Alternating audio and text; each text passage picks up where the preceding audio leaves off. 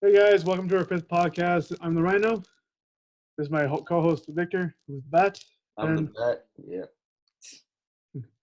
today on our podcast, we got a guest. We have Professor Charles Byers. Charles Byers is a marketing lecturer at the Levi School of Business at Santa Clara University. Professor Byers, welcome to the show. Thank you. It's my pleasure to be here. Yeah. Interesting side note: Professor Byers is also one of my own personal professors, so I'm gonna have a little bit of fun doing this. So yeah, I guess we will start with the first question. How'd you end up in business? How what? How'd you end up in business? How did I end up in business? Well, nobody else would hire me. Uh, that's partially true. I left Ohio University with a bachelor's degree in journalism, and then I went to the University of Texas and took a master's degree in mass communication. And probably the thing that fascinated me the most was the intersection of public relations and politics. And I sort of charted out a path for career, in politics, if you would, either serving on the staff of somebody in Congress and or transitioning into some sort of lobbying activity. But the truth of the matter is that I couldn't get a job in politics. About the same time that I was doing my initial job search out of the University of Texas, along comes General Electric and offers me a job to go to Chicago and join their in-house agency. And that was basically how I started literally started the business side of my business career. In the fall of 1969, believe it or not. Wow, 1969. That's well before either of us were. Yeah, I was going to say none of your viewers were probably born in 1969. I get it. So, I know you as my own personal marketing professor. So, why did you go into marketing versus going to VC or venture capitalists or I don't know, supply systems or something else? Oh gosh, well, I sort of always have been fascinated, if you will, by people and consumer behavior. And we talk about the definition of marketing as creating value to get value in return. And sort of implied in that definition is the idea that you need to have a handle on who the marketplace is, who the people in the marketplace are, what are their needs, what are their wants. And then you measure success, clearly by the ability to meet that need. Mm-hmm. And for some reason, the phenomena of influencing, for lack of a better word, human behavior has sort of been of interest to me since I was 16 years old. And you can say, yeah, well, since the last century, if you want to. But I think it is just the ultimate intellectual challenge, and to basically identify a need, figure out how to fulfill it successfully, and make money doing it. I simply find that whole process very intellectually challenging and very stimulating. All right. So what makes a good marketing campaign? I know Silicon Valley here is kind of like its own bubble compared to like New York City or Houston, Texas, or Insta, whatever city. So like what makes marketing in Silicon Valley different from other cities? Wow. So there's a couple of ways of answering answering that question. One is basically from how would you look at San Jose as a target market, for example, versus New York or a number of different locations. And the other side of the coin is basically, so if you're trying to run an operation in San Jose, what's the difference there? So let me ask you, which side of that coin do you want to discuss? Can we do both if it's possible? Well, we could do both. We could do both. So I think it's interesting to look at San Jose as the target market, and I think probably what is distinguishing about this market is its diversity. If you really look, there is no one dominant culture. We're an extremely diverse area in terms of where people are from, what their cultural background is from. Probably more so than any other place in the country. I think the other thing that is interesting and you have to take into account is this is a highly educated part of the world. I don't have numbers to support this, but probably the number of PhDs per 100,000 is extremely high. Clearly the number of what they refer to as terminal degrees, postgraduate degrees, is very, very high. And so you're dealing with a relatively sophisticated marketplace that also is very discerning and highly motivated. And so I think it really becomes imperative with that kind of audience to really understand what that consumer need is. And it's not necessarily one consumer needs. It's what are the consumer needs that you find in this diverse population. And so I think this is a very complex geographic market to work in. Even though New York City has a very large and diverse population, I think our diversity, if you look at the fragmentation, cultural fragmentation, is much greater. And I think despite the number of universities, the fact that it is a center of culture, a center of business, a center of a lot of things, I suspect that we're a little bit more of an educated population as well. So I think that poses some unique challenges. Okay, that's cool. Thank you. I think, yeah. The second part of the equation is, I having told you that the downside of it is kind of trying to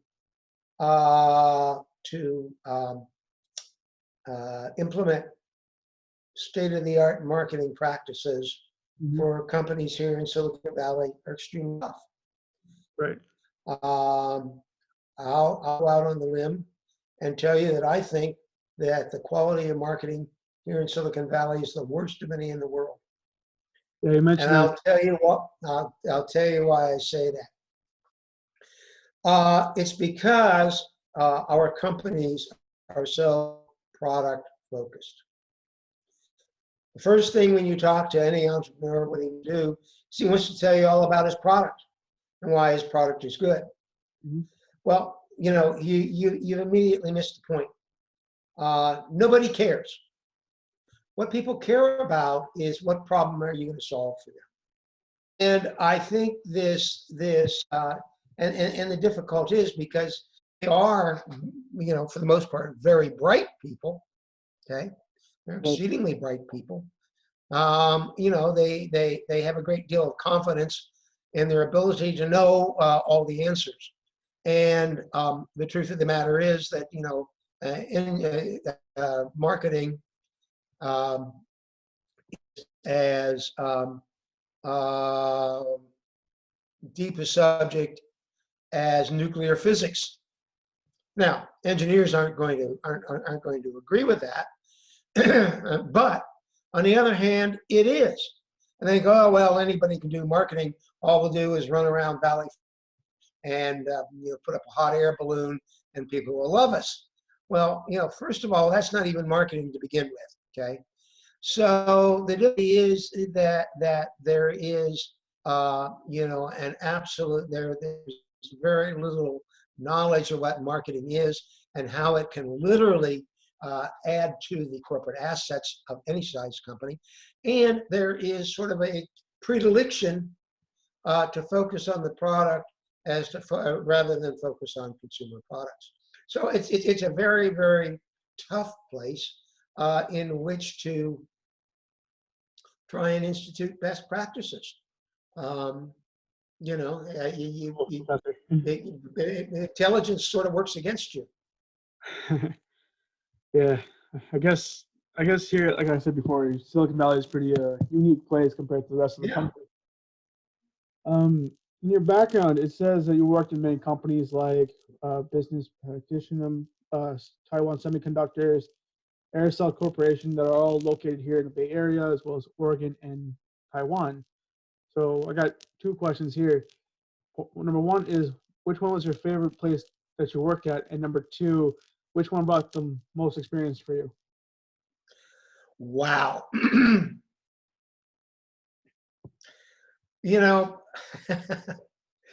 I know it's a difficult question. Yeah. The interesting thing is, the answer to the question is which was the best place to work? Probably the truth of the matter is none of the above. Up until the time that I began to teach at Santa Clara University, right, probably the most fun job I had was as a newspaper reporter. kind of left field, ain't it? Pardon me? Isn't that kind of left field compared to what do you do now? Well, it was probably foundational. Okay. It was probably foundational, because remember, on a daily basis, as a newspaper reporter, you're basically providing people, a community, whatever it is with information that they need to know to live their lives, or that they should know. Correct? Right. So you have you're immediately connected and tightly connected, candidly, to your reader. Right. And you need to know how to write in a style that will communicate to them. So I find it as an interesting foundation, because the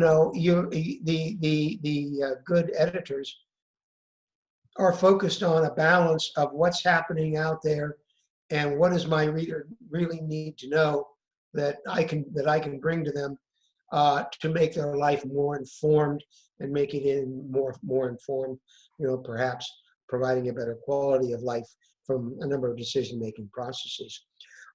So I think in a lot of ways, fundamentally, it is probably the same. And then you add on that, the layer that literally, when you go into work in the morning, you have no clue what you're going to be doing. Right. You don't. You absolutely don't. Because you are covering what is going on. And while you may be a good writer and a good reporter, you're sure as heck not a clairvoyant. So, before you hit the newsroom, 1 minute before you hit the newsroom, you have absolutely no idea what the day holds for you. None whatsoever. And I think that the third interesting fact of what was fun about it is, when you really think about it, you are recording history on a daily basis. I can see that. You literally are. I mean, when you look at how historians go about researching, any period of time, and of course periodicals as we know them are relatively modern, modern meaning since the invention of the printing press, if you will, invention. But they are looking at what did the pamphlets say? What did the newspapers say? They're using those as sources to, in part, along with public records, to pull those together to read the story that literally is history. And so, I mean, I think the fun part was, kind of realizing that literally you as a reporter, you're on the front line of history making. Now, why didn't I pursue that as a career? Well, yeah, as you'll find out, one of these days, you'll all find that life partner. And my wife decided one day that she said she came to me and said, "Look, glad you're having so much fun. You're not making squat as a newspaper reporter. You didn't. In my day and age, you started out at my first salary as a reporter is I made $95 a week." That's peanuts. Exactly. It's peanuts now. It was peanuts then. Okay. So, you're not making any money. By the way, we're starting a family, so go out and get a real job. That's one way of doing it. Yeah, that's one way of doing it. And so that's how I entered the business. But until I started teaching at Santa Clara University, which is now my new fun job. This is the most fun that you have in your life. But the truth of the matter is, you can't get there without can't get here without being there. I honestly, as I look over my career, I don't have a favorite job. I don't have a favorite job because, each job had its own sets of positives and negatives. But most importantly, each job was, sort of a piece to the puzzle of what my career was and what everybody's career was. And so it had its role in sort of, kind of weaving the holistic pattern that had been my career. And the truth of the matter is that, I couldn't have done the next job without the previous job. And, the next job led to some other new challenges and things. So, there really isn't a favorite. I'm pretty satisfied with the experiences that I had the privilege to go through, and hopefully, the target audiences that I tried to serve, and the employers that brought me in, and the companies with whom I consulted with were the positive beneficiary of my experiences, because I enjoyed the heck out of the whole ride and still do. Nice. I think Victor has a couple of questions. How do you think business will change in the future? Constantly. Constantly. Yourself will be appreciated. I think one of the themes, two of the themes, if you will, that go throughout history is that business as a discipline, as a way of life, literally changes second by second. Mm-hmm. Okay. What is interesting is, and this is a long-term trend, it is, besides changing second by second, our ability to react to change will become shorter and shorter and shorter. Mm-hmm. I'll share with you another theory. I think business will become more global. Okay. Okay. If you look what has happened, and I mean, again, this is over the history of time. I mean, God knows, what did it take?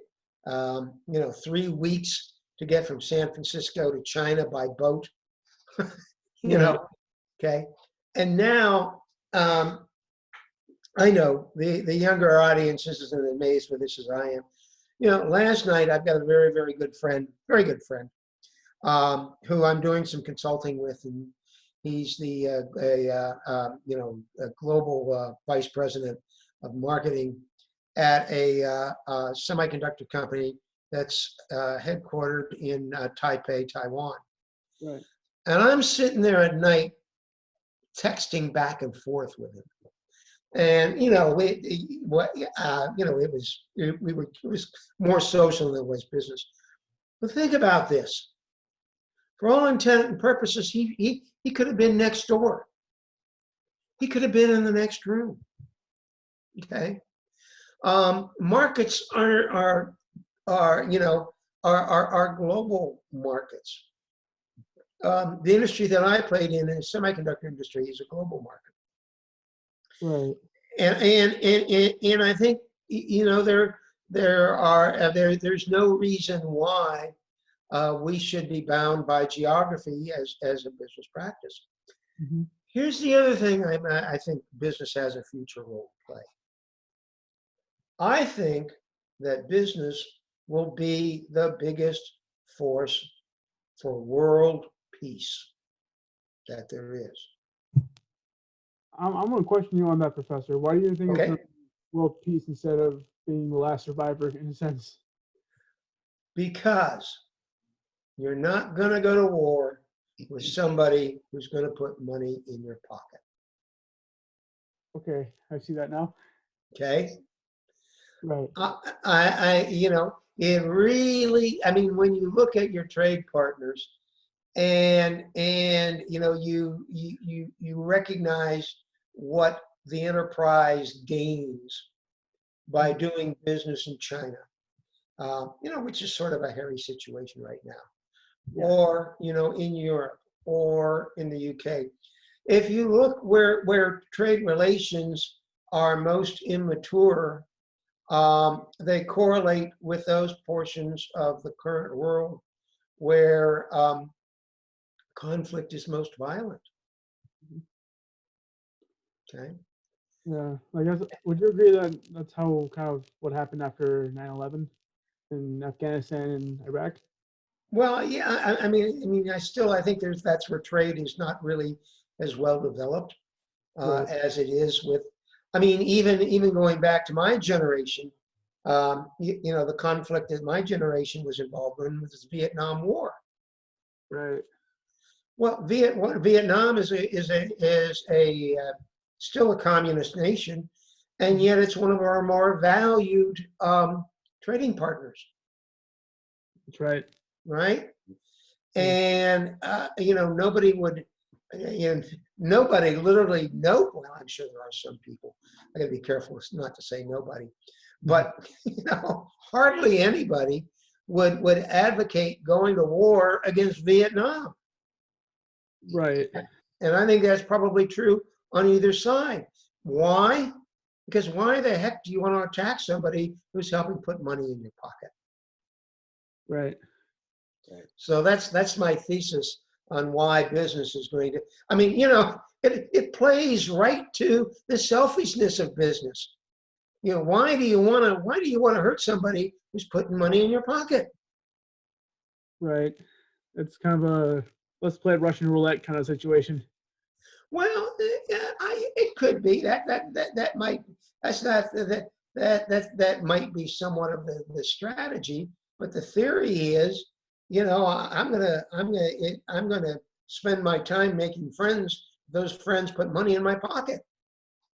You Right. know, I'm in business to make money, and I got to tell you, in a global economy, working and collaborating is the fastest and surest and highest return on investment. So that's sort of my thesis, is what does business look like in the future? I'll go out on the limb and say, I think it's going to be the most important agent for world peace. Huh. I never thought about it like that. Thank you. Yeah, I hope your phones are lighting up with upset callers now. So this won't be posted for a while, but after this goes live, then yeah, probably. Get some feedback. Victor, you got any more questions? Yeah, one more. How do you think business will shape the future? You kind of mentioned it in your Oh yeah, my bad, my bad. Yeah, because I'm also big on business too, and I don't really have much questions to say at the moment because you pretty much kind of answered that one. Even though the quarantine has kind of changed a lot of business Oh, in a yeah. couple of months, weeks. And I think it's hard to realize now, but I think at the end of the day, um, I don't want to look at it. Long term, I think COVID-19 will be a footnote in history. Hmm. I don't think many of us experienced or knew we were experiencing any influences from the Spanish flu of 1918, sort of the last really big global pandemic. We keep referencing, I'm trying to remember, what was that virus that hit about 5 or 10 years ago? Myers, What was it? Myers, Ebola. SARS. Yeah, I mean, we thought that was a big deal. It wasn't nearly as serious as this one. But the only reason we even remember SARS is because we're talking about COVID-19. I think we're probably going to, see some. I think it might accelerate some trends that probably were underway anyway. What I mean by that is, that we've been asked to shelter in place, and because of that experiment, that forced experiment, some of the businesses are going, well, this is surprising. People are still being productive.